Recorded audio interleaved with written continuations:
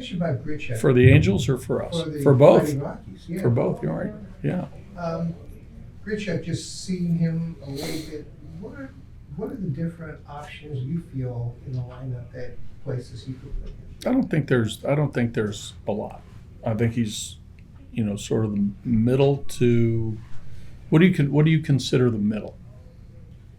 I think the middle, depending on who they are, you go to down to like 3 to 6. But if it's a guy who can pop a ball out of the ballpark, I've seen some of them. A 7-hitter can be. You're right in that spot. You're right in that. You're in the right spot, Tom. You want me to say it though? Yeah. Well, what do you like about his swing and his approach? What do you like about? I think. Well, first of all, there's, when he steps in the batter's box, there's danger with power, and I think pitchers are always worried about guys with power. That's the thing that sticks out to me, is the power. Now, if you look at him statistically, I would like to think that there's an RBI component in there as well, right? A couple of years ago, he had 80-plus RBIs. I would like to think that, again, I got to watch a little bit more closely his at-bats to see, the two-strike approach, whether he can get a base hit with a guy on second base with 2 outs, all those little things that, make a productive player. But the thing that stands out the most is that when he steps in the box, the pitcher knows that he can hit the ball in the ballpark. And if there's guys on base, even better, that danger. So that's the thing that sticks out. But I think for him, if you were to ask him, he'd say, hey, I want to improve my on-base percentage. I want to improve my overall batting average. Those things, hopefully this year we can help him improve on that. Yeah, I think the last 2 years, because 3 years ago, 2 years ago, he cut the strikeout percentage from 26 to 21. It held there. I mean, you see that trending. Yeah, I think so. Yeah, I think as you get older, I do think you have an awareness of who you are and what you need to do individually to, put the ball in play. He has enough reps now over the years to understand his swing and understand what he needs to do. But we talked a lot about the added power to this lineup with Kris Bryant and Randal. Do you think this team is constructed now can be better run producing on the road than last year's team? Because clearly that was a deficiency. Again, if we do what we're capable of doing as a unit, as 12, 13, 14 position players. We're going to start off with more position players at the start of the year for a month until May 1, and then it's going to go back to a 26-man roster. But I think so, because I do think power plays everywhere.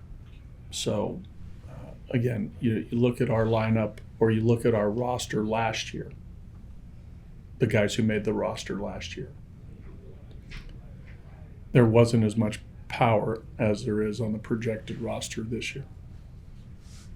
And do you like the potential for runners in scoring position, both home and road? Time will tell, but I hope so. And do you I hope think so. the potential is there for? Yes, I think the potential of this group is there. Now, we've talked about it before. They all have to do it. It can't be one guy good year, one guy bad year.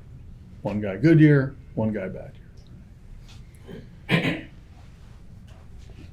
I think we can look at our roster and think that, there's guys that we depend on who are going to do what they do. Now we're hoping for a handful of players to do what they can do and maybe improve, because we've seen it in flashes or periods of time. And they have to do it more consistently over 6 months and not have the peaks and valleys. In other words, we need guys to have good years and not have down years. Armand Marcus was first-time All-Star, and we all know the talent. What, in your mind, is his next step? I was talking to him today, and he said he'd still like to incorporate the changeup. It's a pitch he's been working a lot this spring, but not just that pitch. But what's his next step? Well, I think it's all about a couple things. The changeup is important, right? Because I mean, ultimately, what he has to do between the lines. Changeup is part of that. I think the fastball command is part of that too. Now his control grades are good. By that I mean he throws strikes, and then the command is more a critical evaluation, from us that where does he intend to throw the ball via the sign that's given, and does he throw it to that spot? That's where he has to improve on, especially with the fastball. I think that has to come into play. And if he does that, I mean, there's going to be some really, really good games. If he makes 32 starts, 33, the changeup and commanding the ball within the strike zone, you'll see an uptick in his performance.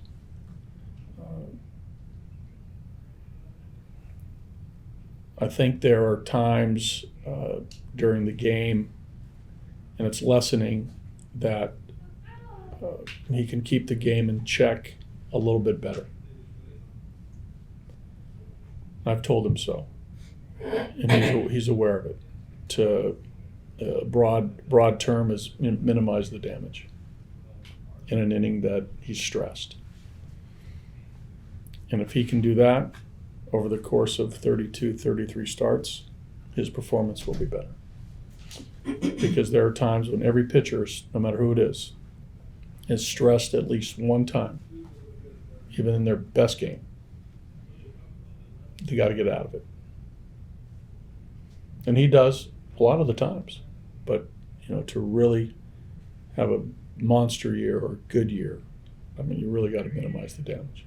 He's mentioned this spring, and also you guys mentioned last year, sometimes he rushed his delivery, and that's something he has to be conscious of. Yeah. Is that, obviously it's a mechanical thing when it happens, but do you think it's a little bit mechanics once he goes into his delivery, but it's also a little bit that when he is in a crisis, he's in such a hurry to get out of it. Yeah, right? that makes sense. He wants to hurry up and get out of it. A lot of times that works against Herman. He's got to exhale, take a deep breath, analyze the situation, be poised, and continue to make pitches instead of hurrying to try to get out of the inning, which a lot of pitchers do, and it works against them. Buddy, when you talk to your players, so Hal Freeman was not happy with how his new changeup is going. Are you in agreement with him that I guess he's going to work on it, but he's not sure whether to carry it into regular season or not? He was really excited about it during the early part of this camp, which is a shortened camp. Again, it's a new grip for him. You're truly tested with a new grip in games. He's been out there a couple times. In his mind, the results haven't been great. Probably a small bit of frustration. But I agree that he should continue to try this grip that he was so excited about. Maybe don't abandon it just yet. Give it a shot, give it a chance. That's where I am on it. Buddy, I want to go back to lineup for a minute. And as far as lineup construction, how has your philosophy on that sort of evolved over the years? As I think in the game, we've just gone away from the traditional leadoff man, 1-2 guys the way it used to be, especially now DH in the National League. So how has that kind of evolved and changed? Yeah, I think it's changed for all of us, meaning all other managers and coaching staffs that put lineups together, in conjunction with, all the people involved with our roster. You're exactly right. We talked about it yesterday, right? The leadoff position. Those, the traditional stereotypes of I don't know where they've gone by the wayside, because if you have them, they still make sense, right? If you have those types of players. But I think for teams and managers and coaches, when we put a lineup together, it's about, again, having your what you feel you're in general. And there's some, there's going to be 162 of them or more. Most often it's based on common sense and practical thinking about your best hitters are at the top. There's a left-right component at times based on a team's bullpen, the team's pitchers. There's a lot of factors that go into it. But broadly speaking, you want your best hitters at the top. If you have a speed component, there's certain places where you put them in between certain guys. So certain hitters maybe get certain pitches more often than other pitches, right? A lot of times a pitcher-catcher combination with a true base stealer will have a tendency to throw more fastballs. So the guy behind that base stealer, who's a good fastball hitter, you put him there.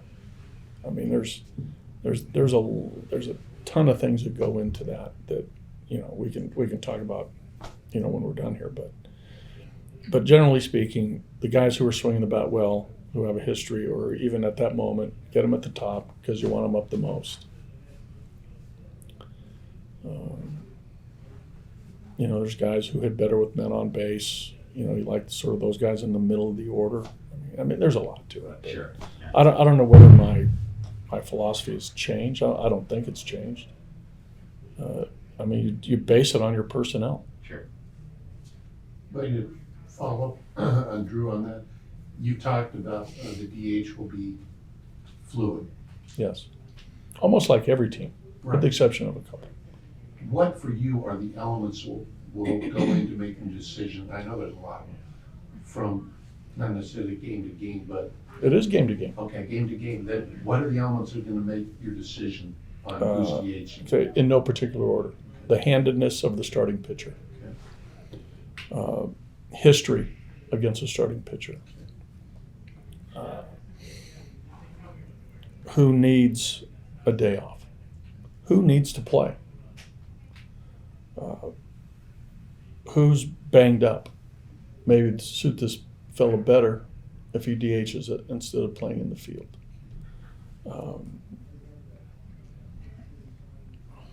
Who's hot, who's not? Who's hot, who's not? There's 6. You're writing these down? Or you have them right there? There you go. That's a good start. Hey, buddy, we ask you about it often. Are you actually going to name a closer or just go into the season? I don't think so. Oh, well, probably. We'll name one. Not sure when, but we'll probably name one. But before the season or maybe during the season? You want it now? Well, so when and who? I want to know when you want to do it. Well, probably right now, Estevez, Bard, and Colomé are in the mix. Those 3. I think we've talked about that. Yeah. I think that's. I think Going those to 3 name one, guys. or maybe just go into the season based on who's hot, who's not. We're going to watch this last week to see where guys are, right? But all those guys. They've just started, right, getting out there. Yeah. I talked to. Colomé threw the other day for the first time. Bard threw the other day. Estevez. So they're going to start showing up here. This week, like today. Like today. Yeah, Bard's pitching today. And Estevez. And Estevez. And Shashin. And Stevenson. And Gilbert. Speaking of the bullpen, I talked to Justin Lawrence for a little bit today. Good. Just wanted to get your take on it. It was obviously, when we all first saw the guy at the big league level, most of us had seen him before, you go, wow. Yes. First thought. And then obviously a lot of stuff to work on. Sure. It seemed like being in a good space. He's in a really good spot, which is great. And hopefully for for this season and the, ensuing years, he stays in a good spot and continues to improve. It was a great experience for him last year to touch the big leagues, but you're right. The wow factor, mid to upper 90s from his arm slot and the ability to spin the ball, what a weapon. But the inconsistency acts against the weapons. So that's what he needs to clean up a little bit. But, starts with the delivery a little bit, how he, his body control, his, just how he's moving, consistency of release point. It's a little, without slot for him was a little variable last year. We got to get it in the right spot. And just, going through major league games, the experience of it was good for him. He's more comfortable. I think he's more mentally stable, which is great, and that's great for us. So, as you guys know, when the season unfolds and there's 6 months, it's rare that the 8 or 9 pitchers that we start with, we end with, or there's moving parts in there. And I'll assume he'll be a part of our big league club. It could be as early as opening day or at some point during the season. He'll be a contributor. I hope he pitches well because he's like right now he's showing that he's in a very good spot.